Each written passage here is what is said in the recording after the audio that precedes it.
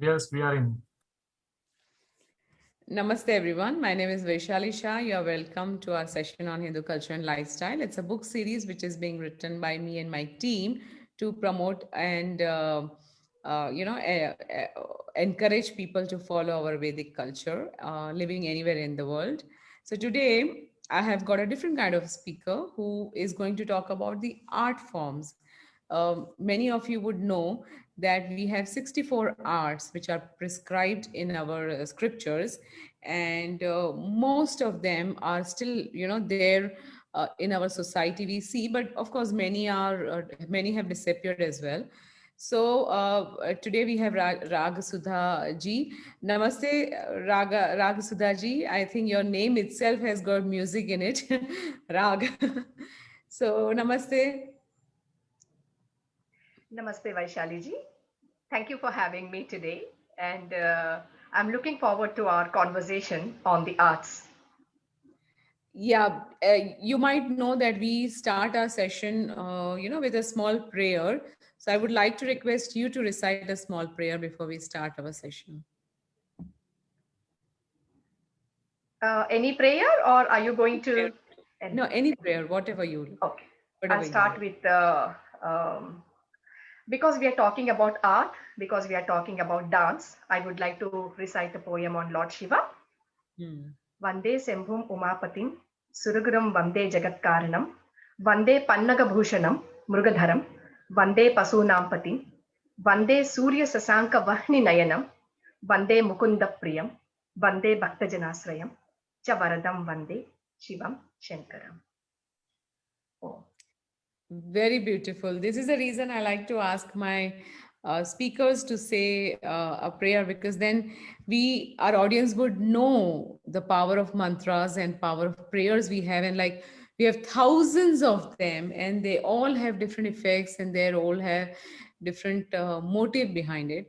So tell us something about your early lives. How did you land in London? Where were you before? How did you get into the dance? Um, Basically, I come from Hyderabad, born, brought up, studied, and until marriage, I was in Hyderabad, excepting for 2 years when I studied abroad. Most of my life before marriage was in Hyderabad. And Guru Bhyon Namaha, I have learnt dancing in Hyderabad as well under Guru Dr. Umar Ramaram. And what brought me to London is marriage. So after marriage, my husband was here. So after marriage, I had joined him. Okay, that is very interesting. Please tell us something about your Gurukul. Where did you learn? How was your, how was the atmosphere? What did you learn in dance? Because it's very important for us to tell our audience that, our art forms are not learned just in any, random classes. There is always a parampara. There is always a, Guru Shishya decorum is there. There is a way of learning. So I would like you to explain some of those things which you have practiced and your in your Gurukul, or whoever used to study Under the from. tutelage. Yeah. So as I have mentioned, the disciple of Dr. Umar Amarao. She herself is a Sangeet Natak Academy awardee. And I started at a very tender age. I was perhaps around eight and a half, when actually I started my training under her. Initially, I have done under her, but at Tyagaraja School of Music and Dance. It was called as Music College simply. So I started in Music College, and then she has her school, Lasya Priya Center for Higher Learning, and I continued with her at Lasya Priya. And as far as tutelage was concerned, my guru was a pro in both Bharatanatyam and Kuchipudi. She has done yeoman service to the field of Kuchipudi and Bharatanatyam. I learned Bharatanatyam, though I have learned a bit of Kuchipudi, but I cannot call myself a Kuchipudi exponent. I've learned some of it, but yes, Bharatanatyam I have learned under her, and it was living abroad. I see that you have once a week class, 1 hour 45 minutes. You don't have that intensive training. I don't see that nowadays. Even in India, forget about abroad. Even in India, Students are so burdened with their homework, this, that, several aspects of education, and art is hardly a concentration for anyone. So of course, out of probably their own interest or out of parents insistence, they join, but it will be again once or twice a week. It won't be as intensive. I don't see that anymore. The way we used to do, 3 hours, 2 hours in a day, Monday to Saturday. Saturday was not a holiday in India. So Monday to Saturday, every day, 2 hours, 2 to 3 hours. So today, when I sit and look back, I find that as a very intensive training. So much time. And our parents also, at that time, they were not performance oriented. They were not like, okay, we put the girl child in the dancing, so next 2 years she has to perform, next 3 years she has to be already on the stage. I think the focus was more on learning, on acquiring adequate knowledge of the subject that we are doing, music, dance, at all. And then after 7 to 8 years of such kind of everyday training, then we would be ready for what is called as an arangetram, which is the graduation in classical dancing. So such was my training, and I always feel whatever I am today, I don't say I'm a great dancer, I've done great things, but whatever achievements I could make today, when I look back 20 years, it is, I owe a lot to my guru, because she has also allowed experimentation. She said, okay, instead of this you could do that, instead of this you could show that. So I have learned quite a bit. She was after a few years, she was more like a friend rather than, oh my god, ma'am. She didn't maintain that far of distance. We could discuss, we could perhaps ask, we could seek, and we could tell, okay, if I do this, would it be nice? Can I do this? Can I do that? So I owe a great deal to my guru. That is my training. That's really wonderful to know. But I also would like to know how, how the methodology, because we see a lot of difference in the modern way of teaching things, teaching any art forms, and the traditional way. So I would like you to give a little bit of idea about what was the discipline like, what was the relationship like, how your exams were conducted, how many hours were put into get to the stage where you graduated. How was your arangetram like? Because arangetram is graduation, so give us some idea about that. Okay. So as I said, the number of hours put in, timetabled hours would be, every day 2 hours. Sometimes they get extended to 2.5, up to three also sometimes. Maybe here and there, I would say. And every day, it was not once a week or twice a week. It was every day. So we used to go there, practice, practice, practice. And our teacher was not a kind that would be happy. Okay, you've done this 10 days, so you can move on. Okay, you've done this for 15 days, you can move on. Until and unless she sees that nuance. Okay, so your neck is this, your eyes are there, your shirobeda, your head is this or this.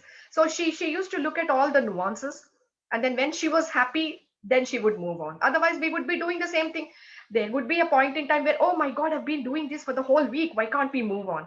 But no, according to her eyes, guru's eyes, if she was not happy that we didn't reach that level, then she would keep on repeating and we would do the same. Bend properly, your hastas are not proper, your mudras are not proper, or you're not looking the way you have to look, or don't get that extra thing. I will give you one example. We were doing a Krishna item, okay, shabda it is called as. So okay, she said, okay, you're going to, you're bending on the ground, you're picking up a stone. Okay, so I think okay, stone, you pick up the stone and then you throw the stone, okay, at a gopika's the pot, and then you go running, and then you drink, because Krishna is supposed to be, her her way of teaching was, you have to get into the character. So if I was Krishna, then I have to do all those pranks. My face, my eyes, my lips, my smile have to be in a way what Krishna would have done. So we were all doing, I mean, obviously in a class we would be 10 people, 15 people. So I I was quite young when compared to my classmates, so I was always in the front row because I was small, and others were taller and older than me. So I picked up the stone, and I was a very enthusiastic learner. That much I can tell you. So I wanted to be the first one to show whatever she has explained. So I went and I picked up the stone. I threw the stone, and then instead of running there, I ran here. So I threw the stone here. I ran here, and then I started drinking here. And then she smiled, and then she said, "Okay, you threw the stone there. Your pot was there. So you should be drinking there. How come you threw the stone here and then you're running here? It doesn't make any sense to the audience." So, that kind of things, I've grown literally, looking at these things and learning these things. So she was quite particular. So that kind of training we had. And our Arangetram, my Arangetram took about 8 years, 8 years of training, but everyday classes. And we have a repertoire. We have a certain set of items where we start with Alarimpu, then we go to Jatiswaram, then Shabdam, Varnam, Tillana. So we have certain items, about say half dozen items that we should be able to do. Each item signifies something. Suppose we are talking about Padam, and we pick up a Kshetraya Padam. Padam is more to do with a lot of Abhinaya. It's not about how your technique is, not the Nrutta part, the way you stand or the mudras. It's not that. Mostly it is here. So if you are showing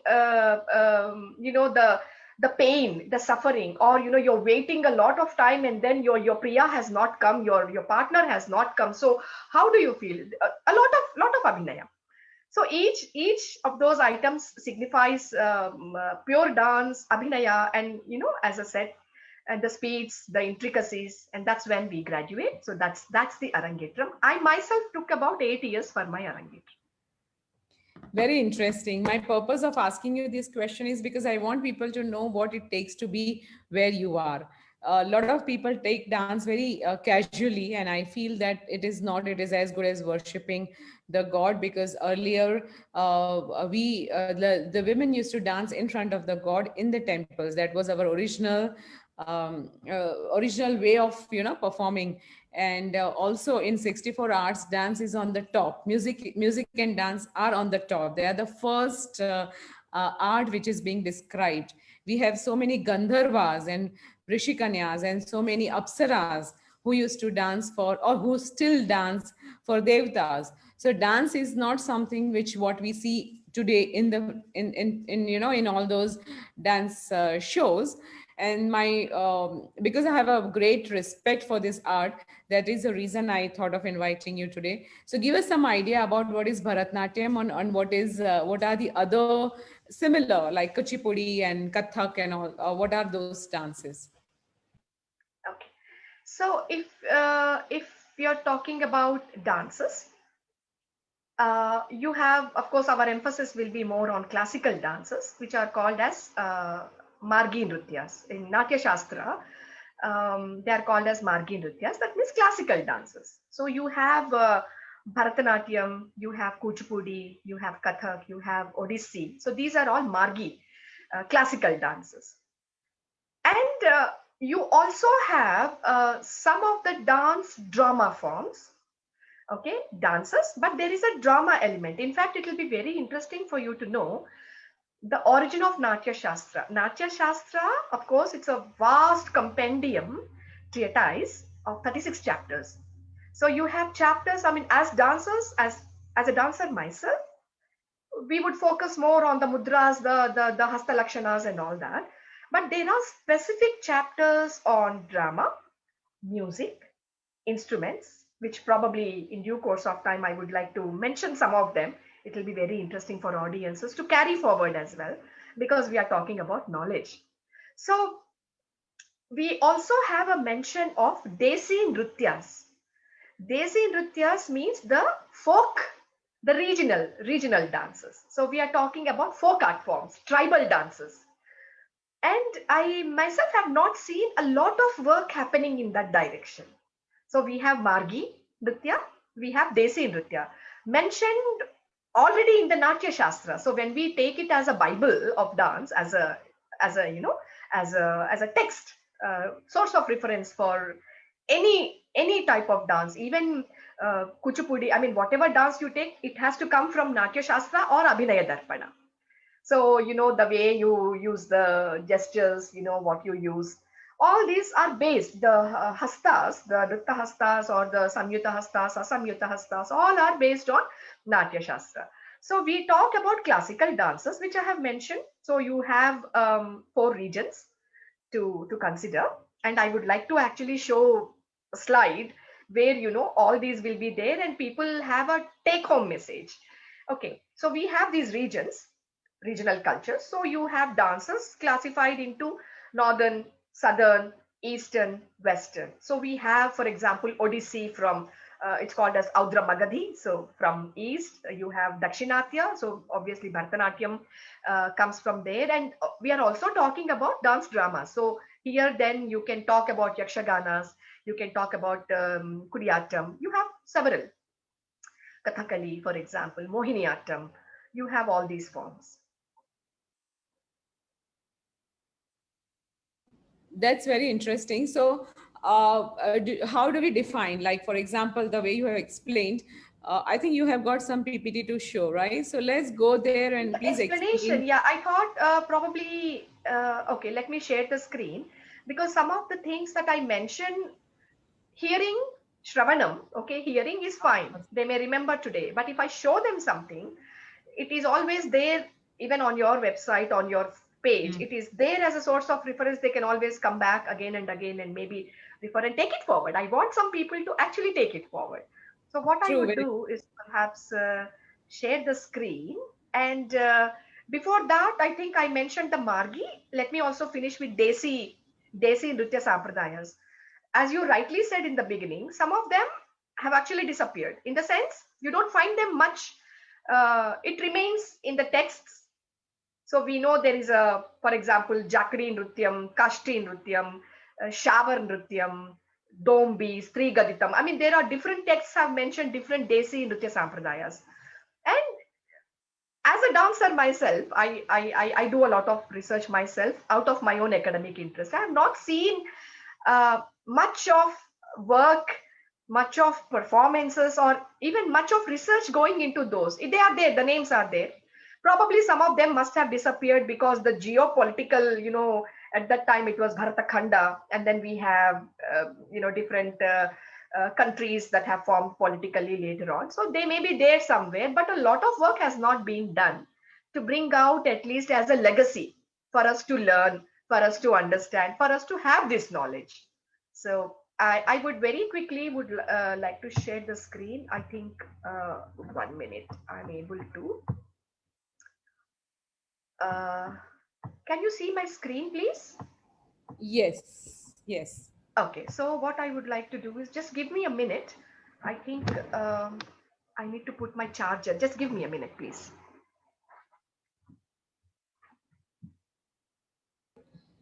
I want our audience to know that dance form, what we see today, used to be, earlier, I mean, in earlier ages, women used to dance only in front of the god. There was no culture of dancing outside anywhere else. From there, in historical time, if we see, it all started happening in the courtyard of the king, which was little, I feel it was little bit, kind of a downgrade of this form. It's such a beautiful form. And from there, it went to all those unfortunate places like जिसको हम कोठा कहते हैं या brothel house जो आज के time पे दिखता है. So it just reached there. So today, what we see, dance in all the movies and all, it is extremely the worst and the ugliest form of women, I should say. And I'm totally against of this item numbers which are there in the Hindi movies. I'm totally against having women portrayed so vulgarly in movies and the music shows and the music numbers. In fact, that is one of the reasons I've stopped watching Hindi movies, and so I've stopped listening to a lot of things in last 10 years, because this awareness about this art really put me on. I mean, um it took me it gave me a shock of my life, because I could not see women dancing in this way. So for me, it's very, very derogatory the way it is shown in today's Bollywood, places, and in the Bollywood movies, sorry, and the way it is being portrayed. So my purpose of having this conversation today is this, that our audience know that what original dance is, the classical dance, their details, the expressions, the way she said abhinay. I myself had gone to dance classes and Bharatnatyam, but I could not do like more than 6 months, because I could not continue. But then I had started with mudras and all. So I have great respect for this art, and I hope our audience also start appreciating this kind of little bit more cultured dance forms, rather than having half naked women dancing in front of you. This is something which is much more meaningful, and I think it really is very pleasing. It helps you to elevate yourself. The music is very, very soothing, because obviously this kind of dance cannot be done without that, similar kind of music. In fact, today, since I've got this opportunity, I also want to share that I used to have 30,000 numbers in my computer, and that music was from all parts of the world, from punk to retro to rock, hard rock, soft rock, uh, pop songs, then classic, Indian and Western both. From there, to have reached to a point where I just listen to few mantras and few very beautiful songs which are there. Uh, they are related to our culture. Maybe sometimes they are in Gujarati, they are in Avdi, they are in Bhojpuri or Braj Bhasha. uh, last few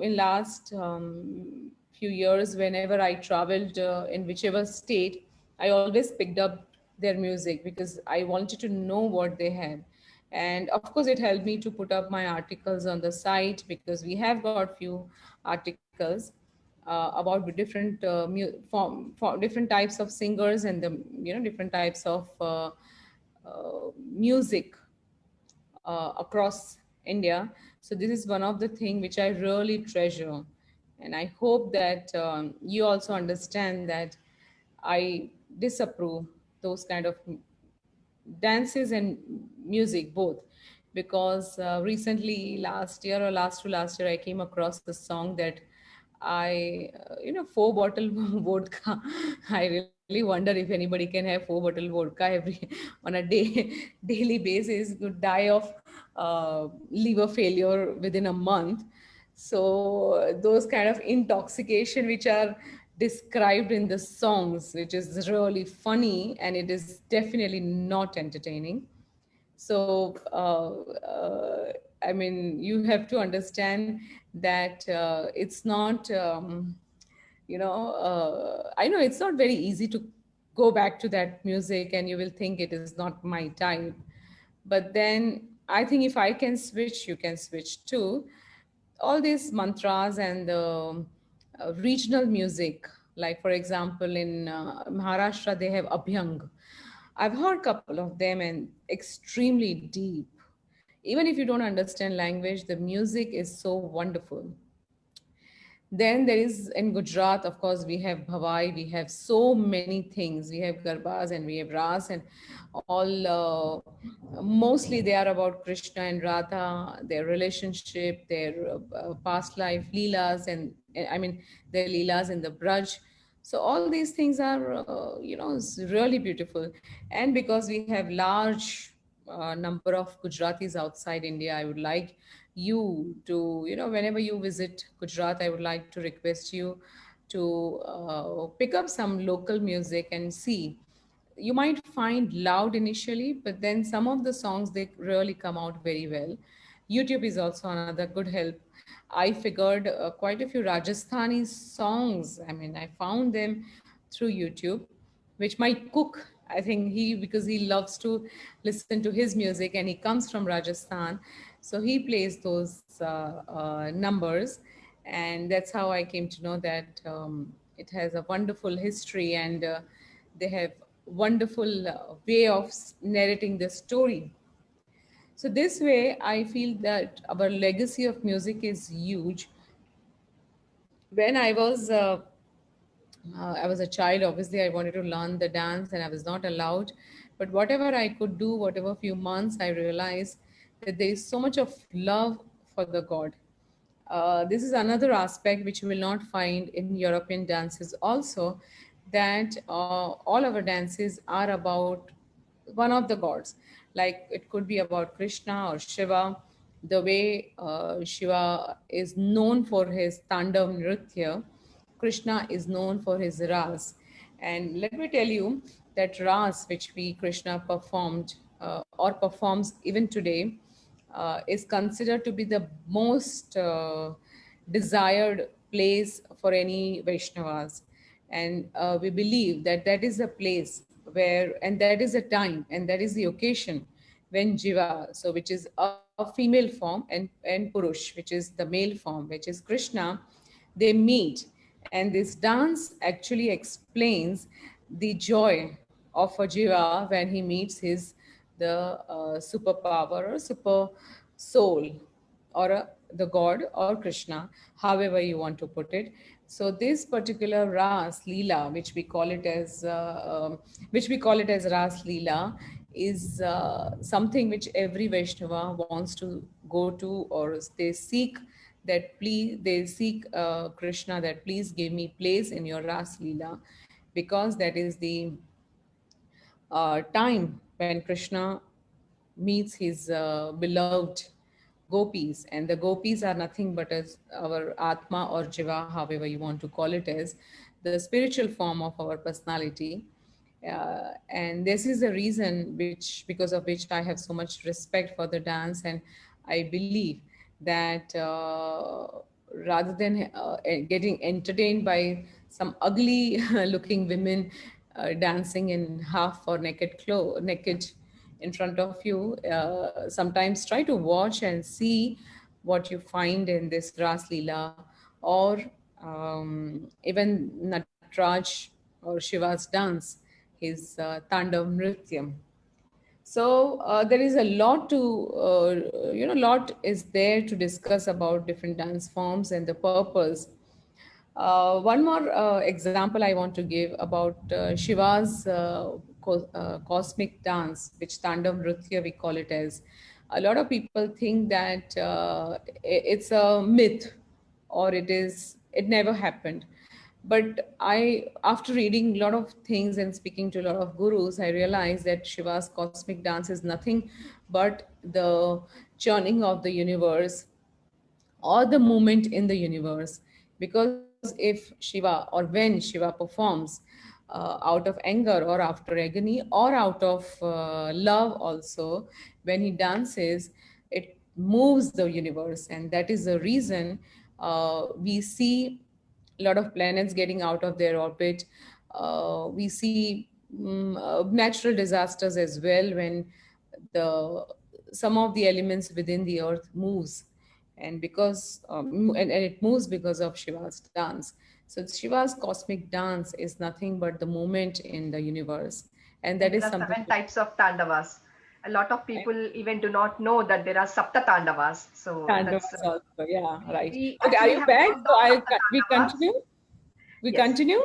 Yes. I was Okay. just listening to you. I needed only 1 second just to switch on my charger. So Okay. Sure. basically, you have rightly mentioned Shiva's Tandava, Sapta Tandava it is called. So you have Gauri Tandavam, Uma Tandavam, Sandhya Tandavam. There are different types of Tandavas done in different contexts, and there are Karanas. I mean, there are poses that are used, 108 Karanas, the way Shiva's poses are. And there's so much huge. It's an ocean. It's an ocean. So I would like to show this. Is the screen visible? Is it full screen?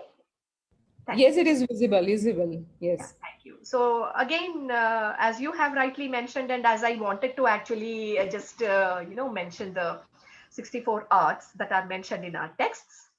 And the texts are, okay, we know that 64 arts, and in some texts there are more than 64 arts actually, but then you have their mention in Agni Purana, in Bhagavata Purana, in Sivatattva Ratnakaram. It's a text, huge text, Sivatattva Ratnakaram.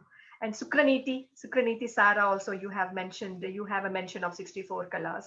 And of course, there is a text from 14th century which is called Jayamangala. Even in that, you have all the arts very, clearly mentioned.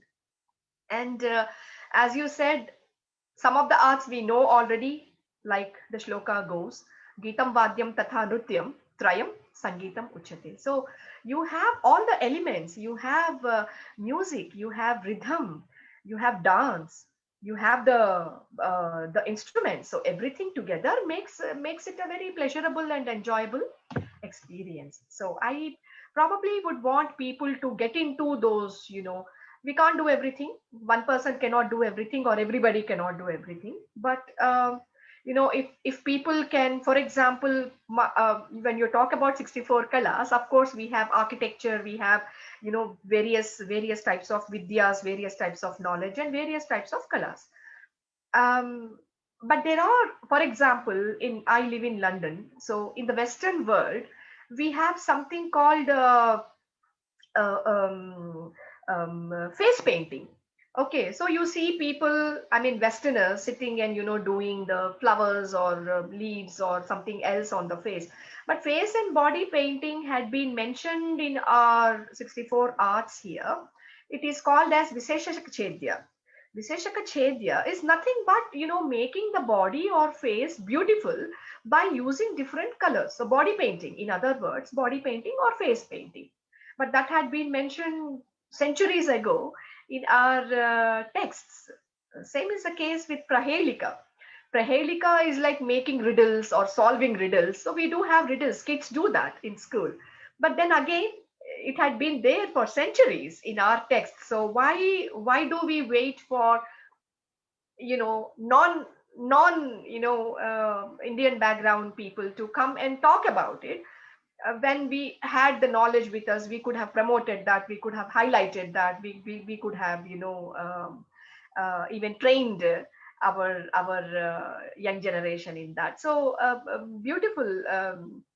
And Another thing that I wanted to mention was Desa Bhasha Jnana. One of the 64 kalas is Desa Bhasha Jnana, meaning just languages. I mean, people learn French. I myself have learned German, but we have all these foreign languages: Russian, Japanese, Arabic. We learn other languages. How about our own languages? Okay, so we have provincial languages. In fact, in olden days, a Raja, a king, was supposed to know different languages to understand his praja, his people, so that he can administer them properly. It was all administration. So a successful Raja would know all his provincial languages. So as I said, it is there in our own texts. It's old wine in the new bottle, they say. So it's just that some other music therapy, for example, music therapy had been there in our ancient texts thousands of years ago. Raga chikitsa, you know uh, uh, I mean, the music therapy has found its major significance maybe in the last 40-50 years in the Western world, but it was there several centuries ago.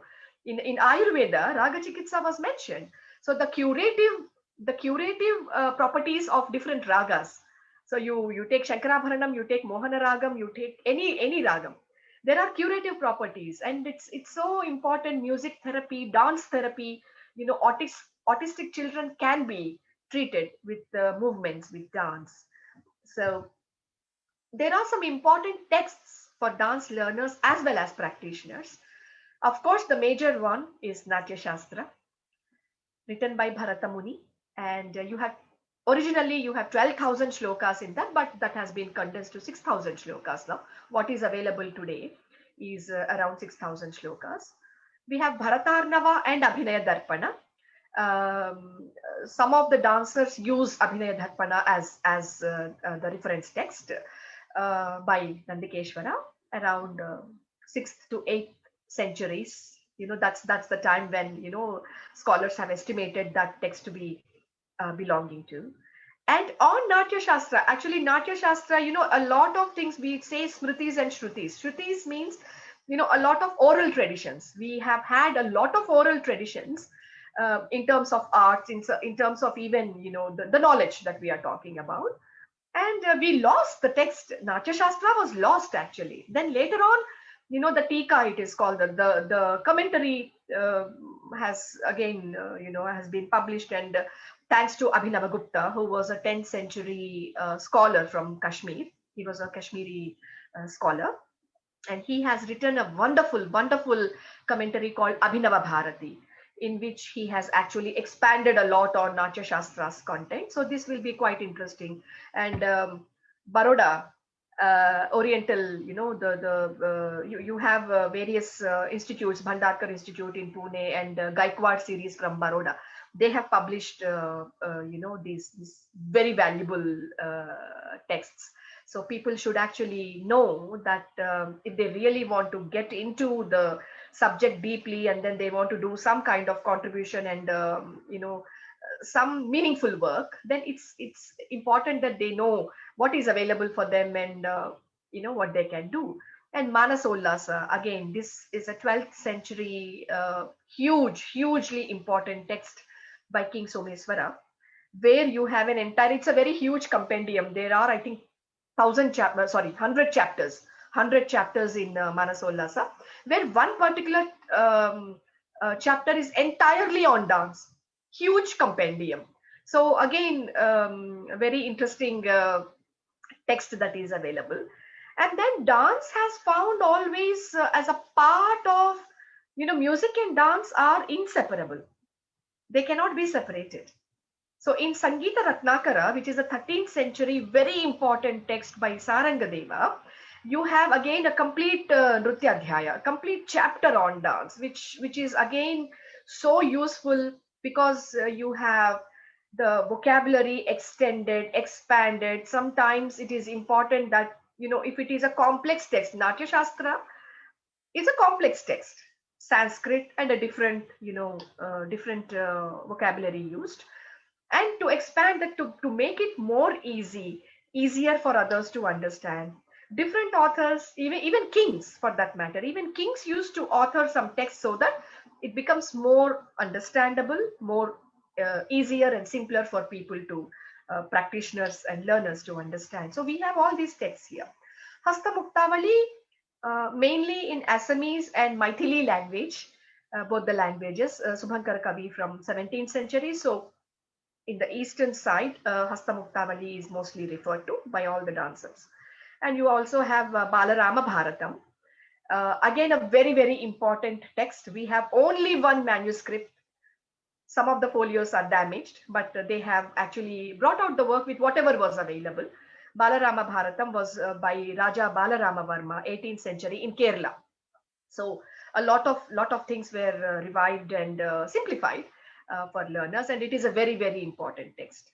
Okay, so this is what I wanted to tell people, that it's, you have evidences, you have texts, you have people, scholars working and bringing out, and keeping them in the archives, keeping them in the libraries.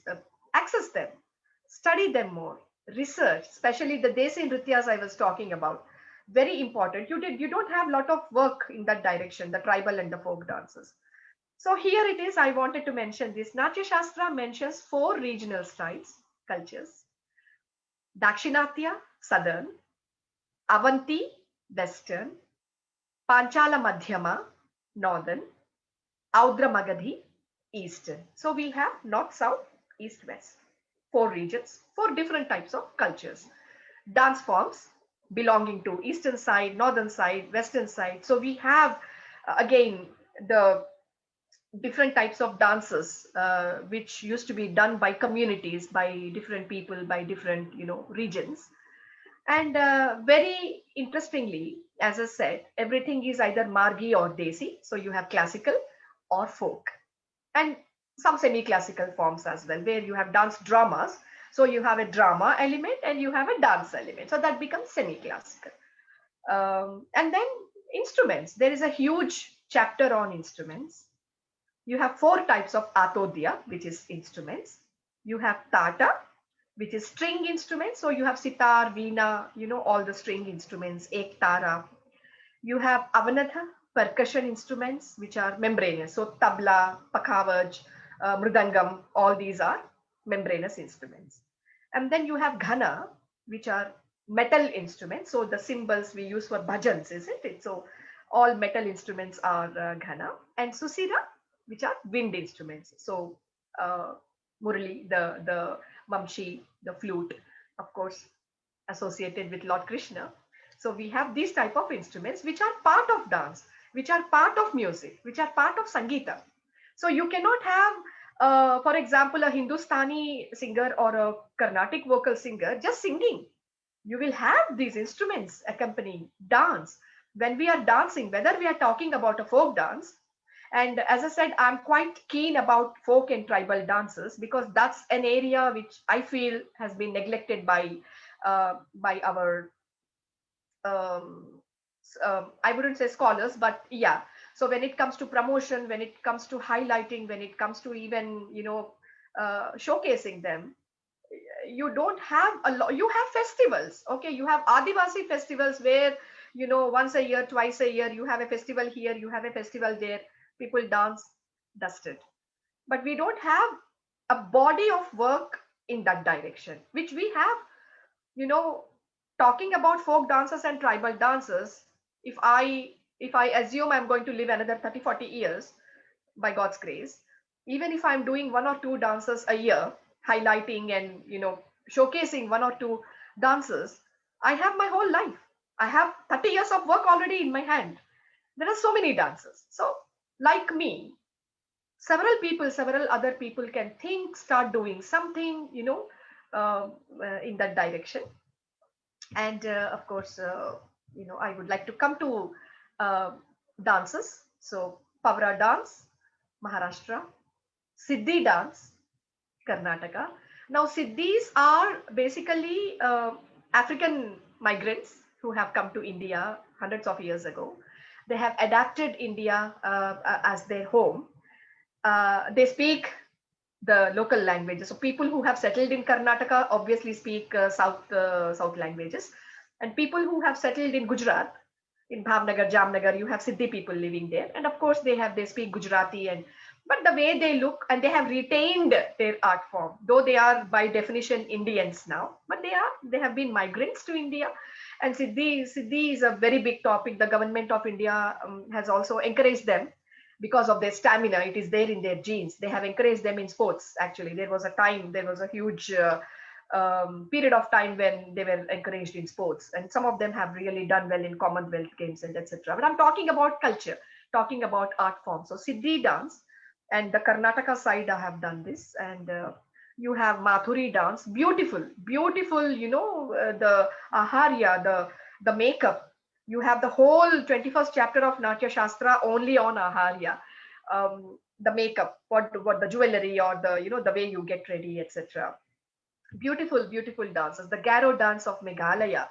We are going back to Audra Magadhi now. We are going to eastern side of India. And Lambadi dance again, South Dakshinatya. So beautiful attires and beautiful, dancing as well. And then this is the Miji dance of Arunachal Pradesh. And in fact, if you go to Arunachal, they very proudly say the area Arunachal Pradesh has a mention in Mahabharata. In the story of Krishna and Rukmini, when Krishna brings Rukmini, when she doesn't want to get married, and when he brings her, there is a place in Arunachal Pradesh where they have covered, they have touched. So the people of Arunachal Pradesh feel very proud of it. They say, oh, we are such an ancient region, which found a mention in Mahabharata. So Miji dance from Arunachal Pradesh, and Sora dance from Odisha and Andhra Pradesh, Rongmai from Manipur. Beautiful dances, as I said. So, and you can use dance in several other contexts also. So here I would like to actually stop sharing my screen and probably start sharing it again when the context comes. But this is what I wanted to tell you. You know, the regional dances, the Desi dances, is what people can focus on. Apart from classical dancing, apart from the Margi dances, we have so much to explore, so much to know about, and unless some of us do, this exploratory work, it won't be able to leave any legacy, because we talk about all our shastras and all our puranas, all our texts. Our ancestors have left us with a legacy. So today, if we are saying, okay, this is the text available, we can have this information from this book, or that information from this commentary, that is the legacy left for us, and we have been lucky. But down the line, what happens another 40 years, 50 years, 100 years? If we don't do anything now, what legacy are we going to, our young and their young are going to have? The knowledge is going to disappear if it is not disseminated. The art forms are going to disappear if they are not practiced, if they are not taught. They have to be highlighted. So the knowledge has to be raised, awareness has to be raised, and where possible, training, classes, learning, publishing, etc. should be undertaken. This is what I feel as a dancer.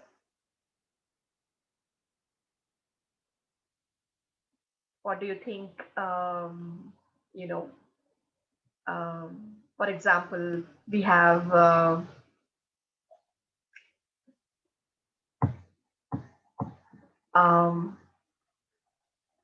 Dombi. They say Sapta Nrutya. There are 7 types. I mean, different texts have different information available for us. So we have in a text called Dasarupaka, we have different types of, again, Desi Nrityas mentioned. Some of them would have been, as I said, some of them would have been disappeared. It's a difficult task also to recreate all, but we can start trying. When we talk about Prasthana, Rasika, we talk about Prenkhana, Stri Gaditam. There are different mentions here. So yeah, a lot to do, a lot more to do. Vaishali ji, what do you think?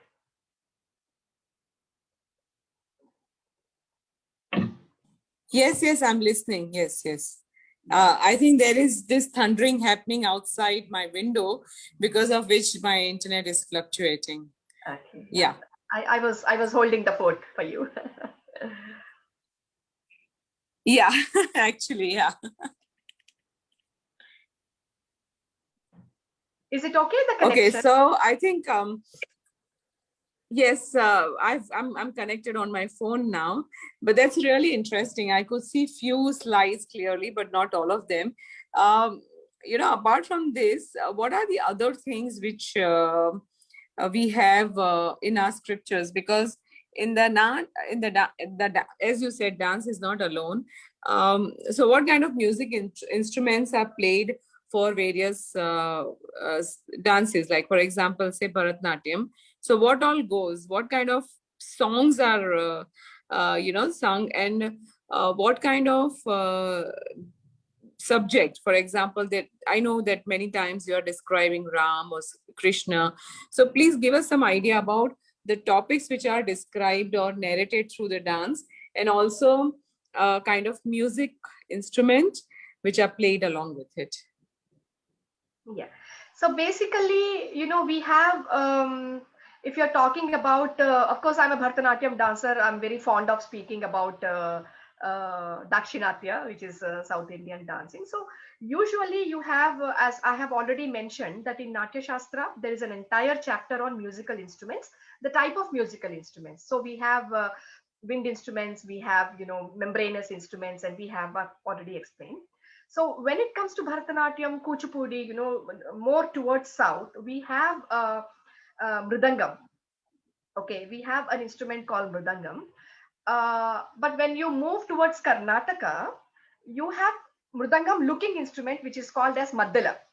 Okay, so it looks like Mridangam, definitely, but it's a bit smaller, and those finer differences may be there, definitely. Like in Kathak, if you talk about North Indian dancing, then we have Pakhavaj. Okay, so we have different instruments used for different dances. But as I said, in South, it's mostly mridangam, madala, that kind of instruments. Or if you're talking about wind instruments, then it's more, flute, and um, the content basically, we because we are talking about Natya Shastra, we are talking about the texts that have come uh, in various, we are talking about centuries and centuries and centuries of work. So most of our dancing was deeply grounded in spirituality. Okay, so in texts, in scriptures and spirituality. So therefore, we have stories of Ramayana, stories of Mahabharata, stories on Lord Krishna, stories on various stories pertaining to our our texts. In fact, when you talk about the narration, the dancing, the singing, the ballad singing, uh, they say, scholars believe that Lava and Kusha, who are Lord Ram's sons, they were initially the first ones who were actually ballad singing. So they were going village to village to talk about Rama's stories, and it is mentioned in Ramayana itself. So so the storytelling element of the dance drama or the dance itself would be deeply grounded in spirituality. And then, of course, there is a social element to it. So we, through dance, we can actually take some themes and topics which are more, socially oriented, some meaningful issues, meaningful themes surrounding, for example, environment or anything else, empowerment, etc. So that has been there always. And our composers have given us left us with a very huge legacy of lyrics. You see, so we have Tyagaraja, Saint Tyagaraja, Annamacharya, Madhavacharya, Vallabhacharya from West India. So all these acharyas have left with such a beautiful lyrical legacy. The bhajans, the kirtans that have been left, and dancing on those items which are more traditional, Jayadeva Ashtapadis, for example. These are the lyrics, these are the compositions we have. So the content is, as I said, deeply grounded in spirituality. In our texts, the compositions that are given, written by our composers, saint composers, all our acharyas from different centuries, 15th century, 16th century, and some of the kings. I'm very fond of talking about Tanjavur kingdom because that was called as golden period for performing arts, the drama, the music, the dance in Sanskrit, Marathi, Tamil, Hindi, Telugu, huge 400-year-old. I mean, I'm talking about more recent ones. So 400-year-old would be for me more recent than 1,000-year or 800-year-old. So beautiful compositions, and people are practicing, people are learning, people are performing beautiful in multiple languages. So we have that content, lyrical content. And as I said, social themes we could take up uh, and perform through dance. I'm quite high on that. That if we have an ability, dance is a skill. It's an ability. So we should be able to tell the stories. Ultimately, storytelling is part of dancing. So we can tell the stories. Different like women characters, women empowerment. We can talk about environment, water pollution. We do what is called as Jalanjali. I've been doing it for 5 years now, and through dancing we bring out certain stories related to water pollution, water poverty in some of the African countries. We spoke about Namami Gange project, which is a conservation project. Namami Brahmaputra. I mean, a lot of things can be said about environment through dancing. So one is spiritual element, another is social element. More useful for That's communities, more awareness, like plastic pollution, water, which is an element to live, is actually sold in bottles. So we buy a water bottle, we drink, and lot of people, I'm not talking about one or two, 10, 20, 100, in thousands, people just, that social throw the consciousness has to be there, that we are polluting the environment. And I think recently I saw a picture, oh no, it's a video, very short video of a conservationist, I think from Australia, I think, a seahorse, such a small animal, seahorse, whose tail was entangled on a earbud, Hmm. you see, and the cotton is there on both the ends, but the what the cotton has is again plastic. So we are actually spoiling the marine life, aquatic life. They have a right to live, and it's a balance. Ecology is a balance. Basically, we need animals, we need trees, we need, it's a balance. So all these stories could be, I feel, could, apart from spiritual element, I think these are the stories we can talk about. We are doing in terms of water. We are doing water. In fact, today is World Water Day, by the way. If oh we did not have lockdown in England, we would be doing an event today. Some today. dance, or I have some pictures. When I share the screen, I'll show you those pictures as well. So happy World Water Day, where we talk about the water issues and pollution, and ocean plastic pollution, etc. So So this is what kind my of take. mess? Okay, so what kind of message you would like to give it to the audience about the dance, why and how they should take it up, how they can learn, where they can learn, maybe youth in the UK or in India or in the US. So give us some idea about what you teach, how you teach, who all other are there to teach. Yeah. First, my message to educators, okay, in the field of education, as well as practitioners. So we are talking about dance practitioners or music practitioners. I feel our kalas, our arts, have to be part of the education. Mm. They should not be treated as an extracurricular activity, where you have a school annual day, and then you have to create a 3 hour cultural program. So then you start thinking about, okay, class 5 kids will do this dance, or class 7 kids will do this dance, or class 10 kids will do this dance. It's not about that. If any art, I would say, I'm a dancer, so I talk more about dancing, but I would say any art, in the 64 colors, even assuming half are difficult to do, at least the rest of the half are still there for us, right? Alekyam, painting is there already. We have great painters that India has produced and the world over has produced. So we can do painting, we can do singing, we can do any of the instrumentals. Of course, we can do dancing, and we can do several other things. What kids, or what young, I would say, young people can take up. So, firstly, it's a responsibility of elders, of parents.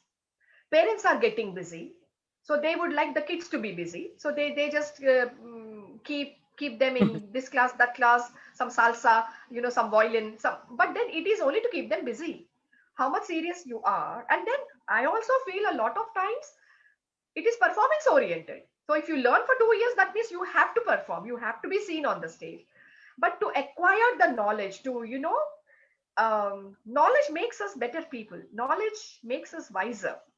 We become more sensitive to issues, more sensitive to emotions, more sensitive to the communities around us. So the the attitude towards learning should be something different. So to the educators, I would say, different schools, colleges, please make arts as part of the education.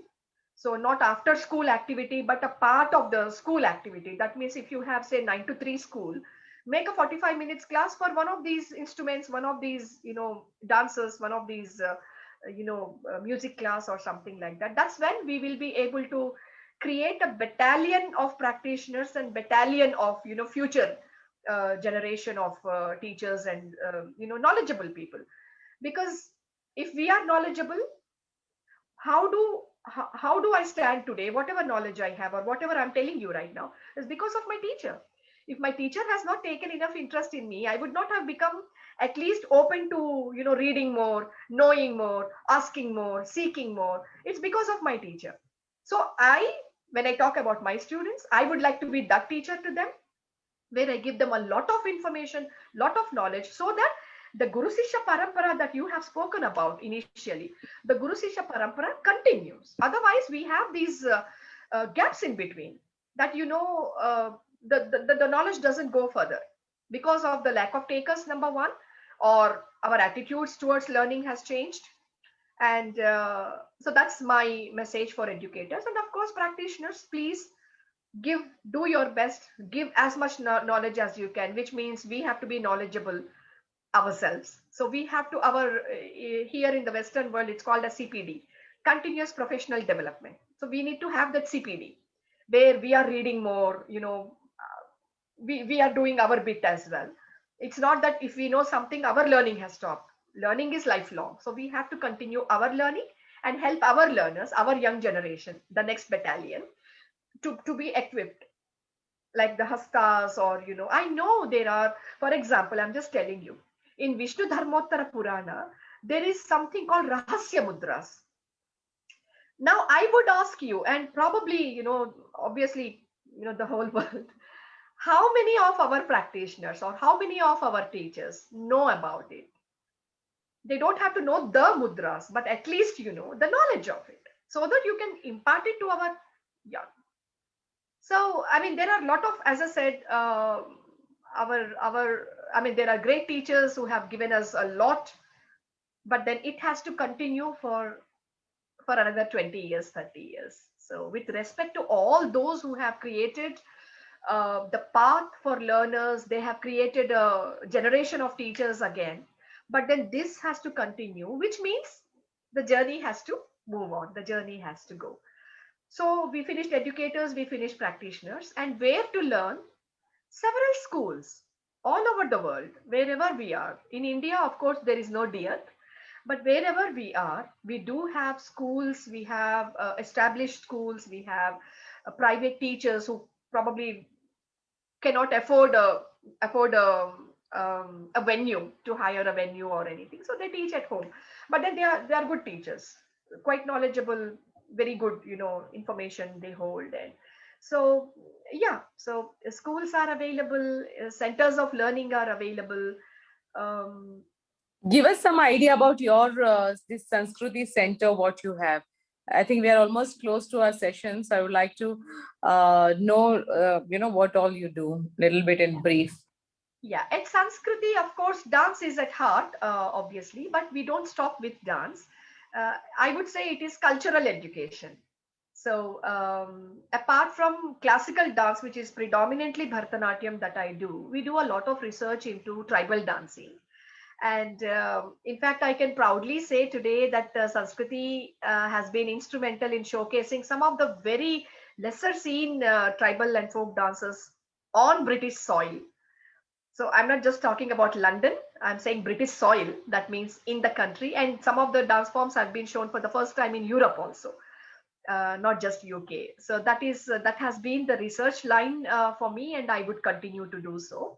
And apart from that, we have workshops, we publish books, and what defines our culture is also the language. And we have provincial languages, we have different languages, so we do mother language day, we do we we engage with different linguistic communities, and we do poetry recitation, we would like to talk in our languages, etc. And then we have showcased also some of the, according to UNESCO, some of the Indian languages are endangered. So Bishnu Priya Manipuri is what we have highlighted. um, um, Metai, some of the languages that are probably lesser known in UK. So we try to highlight them. Ladakhi culture and Ladakhi language is one thing that we have taken up since last 1.5 years, and we do that. So dances, languages. In the dancing, apart from classical, which I'm a classical dance performer, um, um, thanks to my guru, I'm a world record holder also.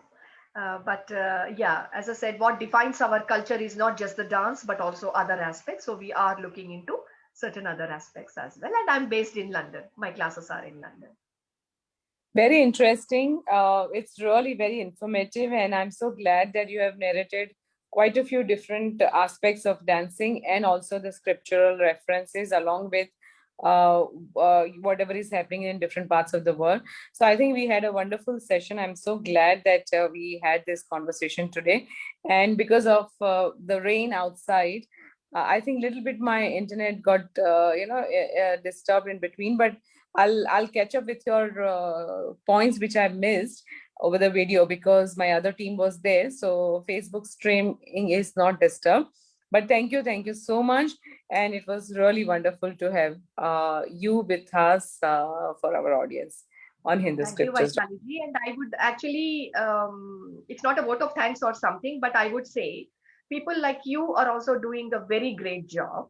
You are bringing speakers, you are bringing people who have whatever knowledge they have. I have whatever knowledge I have. I don't say I know everything in the world, but whatever. So through these sessions, if more people can be reached, more people can, note Mm, down the points just as you have done, and they take more interest and they explore, they start reading, they start learning, they explore, they start researching. My purpose of delivering this session would be, at least partly true. fulfilled. Thanks to you, you are doing a great job as well. Thank you. Thank you. Thank you so much. Namaste. Namaste. Namaste.